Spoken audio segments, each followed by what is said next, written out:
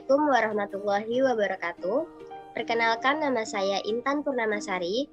Saya adalah mahasiswi dari Universitas Pancasakti Bekasi, Prodi Manajemen dengan NIM 28921500063. Video ini saya buat untuk memenuhi tugas ujian akhir semester mata kuliah PPKN dengan dosen pengampu Ibu Roza Yenita, SPD, MPD. Pada kesempatan kali ini, saya akan membahas terkait penyusunan politik dan strategi nasional dalam mewujudkan masyarakat madani. Penyusunan politik dan strategi nasional perlu memahami pokok-pokok pikiran yang terkandung dalam sistem manajemen nasional yang berlandaskan ideologi Pancasila, Undang-Undang Dasar 1945, Wawasan Nusantara, dan Ketahanan Nasional. Landasan pemikiran dalam sistem manajemen nasional ini sangat penting sebagai kerangka acuan dalam penyusunan politik dan strategi nasional, karena di dalamnya terkandung dasar negara, cita-cita nasional, dan konsep strategis bangsa Indonesia. Politik dan strategi nasional yang telah berlangsung selama ini disusun berdasarkan sistem kenegaraan menurut Undang-Undang Dasar 1945. Sejak tahun 1985, telah berkembang pendapat yang mengatakan bahwa jajaran pemerintah dan lembaga-lembaga yang tersebut dalam Undang-Undang Dasar 1945 merupakan suprastruktur politik. Lembaga-lembaga tersebut adalah MPR, DPR, Presiden, DPA, BPK, dan MA. Sedangkan badan-badan yang ada dalam masyarakat disebut sebagai infrastruktur politik, yang mencakup peranata politik yang ada dalam masyarakat, seperti partai politik, organisasi kemasyarakatan, media massa, kelompok kepentingan atau interest group, dan kelompok penekan atau pressure group. Suprastruktur dan infrastruktur politik harus dapat bekerja sama dan memiliki kekuatan yang seimbang. Memasuki era reformasi yang lebih menekankan pada sisi demokratis mengakibatkan masyarakat memiliki peranan yang sangat penting. Salah satunya adalah masyarakat berperan aktif sebagai pengontrol jalannya politik strategi nasional yang telah ditetapkan MPR sebagai GBHN maupun yang dilaksanakan oleh Presiden beserta penyelenggara negara lainnya.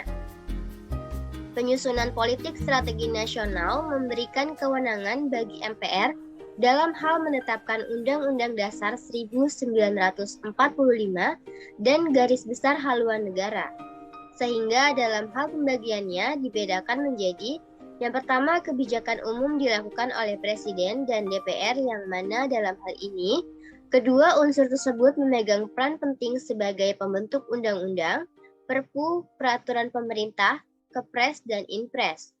Yang kedua, kebijakan khusus dijalankan oleh Menteri. Dalam hal ini, Menteri bertugas untuk menjabarkan kebijakan umum guna merumuskan strategi dalam masing-masing bidang sesuai tanggung jawabnya. Yang ketiga, kebijakan teknis dilaksanakan oleh pimpinan eselon 1, Departemen Pemerintahan, dan non-departemen. Dalam hal ini, kebijakan dapat berbentuk peraturan keputusan atau instruksi pimpinan departemen dan dirjen.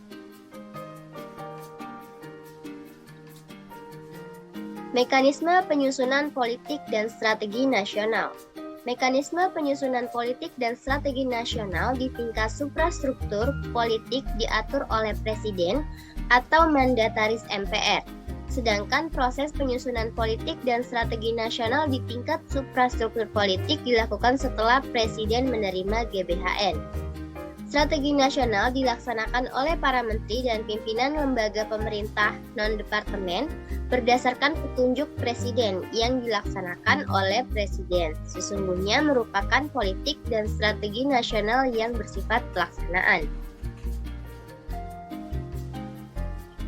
Tujuan implementasi Polstranas. Implementasi Polstranas bertujuan untuk menerapkan wawasan Nusantara dalam kehidupan sehari-hari yang mencakup segala bidang seperti hukum, ekonomi, politik, sosial, budaya, serta pertahanan dan keamanan. Politik strategi nasional akan menghasilkan sebuah kebiasaan dari implementasi kegiatannya yang tentu akan berdampak kepada tingkah laku masyarakat, di mana pada era reformasi ini masyarakat ikut aktif dalam pengawasan politik strategi nasional yang dijalankan oleh pemerintah. Selanjutnya ada masyarakat madani. Masyarakat madani atau civil society adalah sebuah kerangka hukum yang melindungi dan menjamin hak-hak dasar individu, perkumpulan sukarela yang terbebas dari negara, suatu ruang publik yang mampu mengartikulasikan isu-isu politik, gerakan warga negara yang mampu mengendalikan diri dan independen, yang secara bersama-sama mengakui norma-norma dan budaya yang menjadi identitas dan solidaritas yang terbentuk. Di sini ada 3 strategi mewujudkan masyarakat madani. Yang pertama, pemberdayaan masyarakat. Dalam memberdayakan masyarakat, terdapat 3 hal yang perlu dipahami bersama, yaitu yang pertama, menciptakan suasana atau iklim yang memungkinkan potensi masyarakat berkembang. Yang kedua, memperkuat potensi atau pemberdayaan masyarakat. Yang ketiga, memberdayakan mengandung pula pengertian melindungi. Artinya, dalam proses pemberdayaan harus dicegah yang lemah bertambah lemah. Yang kedua, ada keterpaduan perencanaan pendidikan. Sistem pendidikan nasional secara terbuka memberi peluang kepada setiap warga negara untuk mengikuti pendidikan tanpa membeda-bedakan jenis kelamin, agama, suku, ras, kedudukan sosial, dan tingkat kemampuan ekonomi dengan tetap mengindahkan kekhususan satuan pendidikan yang bersangkutan. Yang ketiga, keterpaduan iptek dan imtak. Tujuan dari pendidikan nasional adalah mencerdaskan kehidupan bangsa dan mengembangkan manusia Indonesia seutuhnya, yaitu manusia beriman dan bertakwa terhadap Tuhan Yang Maha Esa dan berbudi pekerti luhur, memiliki pengetahuan dan keterampilan. Dengan demikian, iman dan takwa akan menjiwai sekaligus menjadi perekat dalam membina kualitas sumber daya manusia yang berwawasan ilmu pengetahuan, teknologi, seni, dan agama.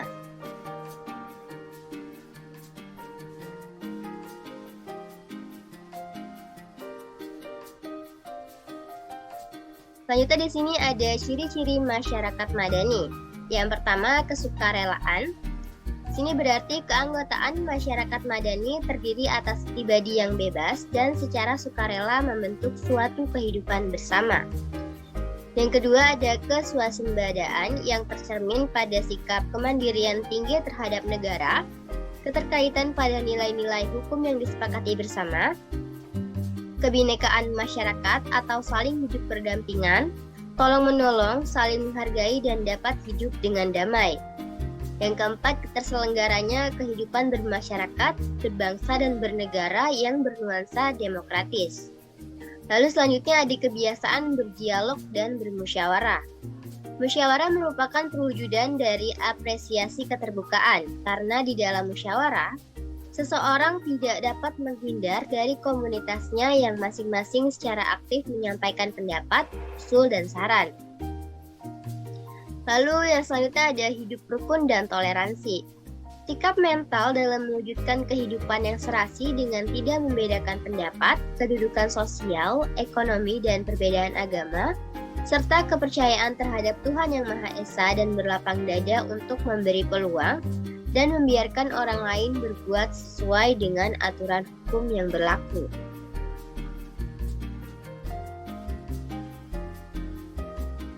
Lalu ada karakteristik masyarakat madani. Yang pertama, free public share, yaitu adanya ruang publik yang bebas sebagai sarana dalam mengemukakan pendapat. Yang kedua, ada demokratisasi, yaitu proses untuk menerapkan prinsip-prinsip demokrasi sehingga mewujudkan masyarakat yang demokratis. Demokratisasi dapat terwujud melalui penegakan pilar-pilar demokrasi yang meliputi LSM, pers yang bebas, supremasi hukum, perguruan tinggi, dan partai politik. Lalu ada toleransi, yaitu kesediaan individu untuk menerima pandangan-pandangan politik dan sikap saling menghargai dan menghormati pendapat serta aktivitas yang dilakukan oleh orang atau kelompok lain. Lalu yang keempat ada pluralisme, yaitu sikap mengakui dan menerima kenyataan. Masyarakat yang majemuk disertai dengan sikap tulus, bahwa kemajemukan sebagai nilai positif dan merupakan rahmat dari Tuhan Yang Maha Kuasa. Yang kelima ada keadilan sosial atau social justice, yaitu keseimbangan dan pembagian yang proporsional antara hak dan kewajiban, serta tanggung jawab individu terhadap lingkungannya. Yang keenam ada partisipasi sosial, yaitu partisipasi masyarakat yang benar-benar bersih dari rekayasa, intimidasi, ataupun intervensi penguasa atau pihak lain, sehingga masyarakat memiliki kedewasaan dan kemandirian berpolitik yang bertanggung jawab. Yang terakhir ada supremasi hukum, yaitu upaya untuk memberikan jaminan terciptanya keadilan. Keadilan harus diposisikan secara netral, artinya setiap orang memiliki kedudukan dan perlakuan hukum yang sama tanpa terkecuali. Lalu di sini ada proses menuju masyarakat madani. Yang pertama, kualitas SDM yang tinggi. Hal ini tercermin antara lain dari kemampuan tenaga-tenaga profesionalnya untuk memenuhi kebutuhan pembangunan serta penguasaan ilmu pengetahuan dan teknologi. Yang kedua, kemampuan mengatasi ketergantungan. Memiliki kemampuan untuk memenuhi kebutuhan pokok sendiri agar tidak menimbulkan kerawanan, terutama di bidang ekonomi. Yang ketiga, mengandalkan sumber biaya dalam negeri. Ketergantungan kepada sumber pembangunan dari luar negeri semakin kecil atau tidak ada sama sekali. Yang terakhir ada berwawasan global. Ini maksudnya adalah memiliki kemampuan ekonomi, sistem politik, sosial, budaya, dan pertahanan keamanan yang dinamis serta tangguh.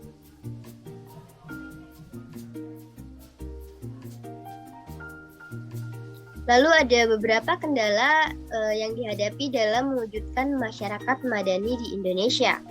Yang pertama, masih adanya sikap mental penyelenggara negara yang mengedepankan budaya paternalistik. Lalu yang kedua, penggusuran tanah rakyat secara paksa.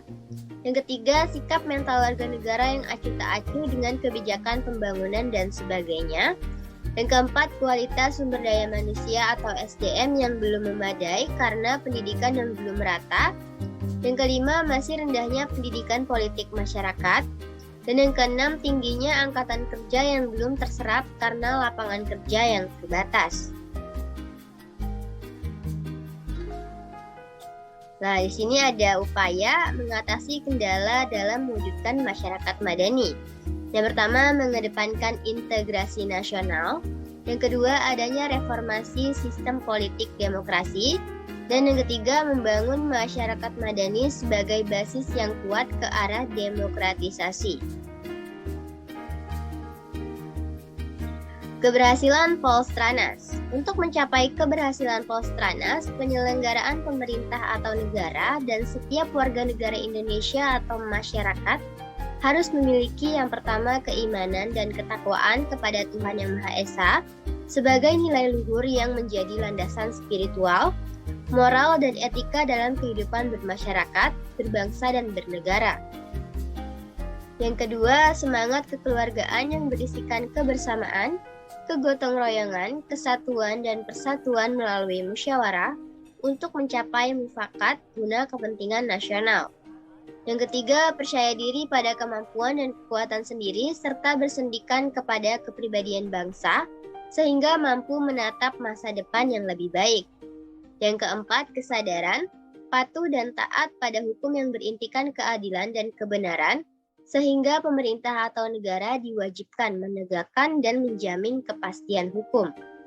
Yang kelima, pengendalian diri sehingga terjadi keseimbangan, keserasian, dan keselarasan dalam peri kehidupan antara berbagai kepentingan.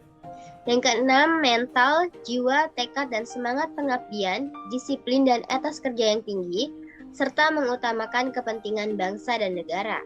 Yang terakhir, iptek, dengan memperhatikan nilai-nilai agama dan nilai-nilai luhur budaya bangsa sehingga memiliki daya saing dan dapat berbicara di percaturan global. Apabila penyelenggara pemerintah atau negara dan setiap warga negara atau masyarakat memiliki ketujuh unsur tersebut, maka kita akan bisa mencapai keberhasilan Pols-Tranas.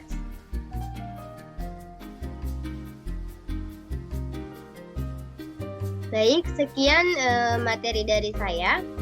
Kurang lebihnya mohon maaf. Wassalamualaikum warahmatullahi wabarakatuh.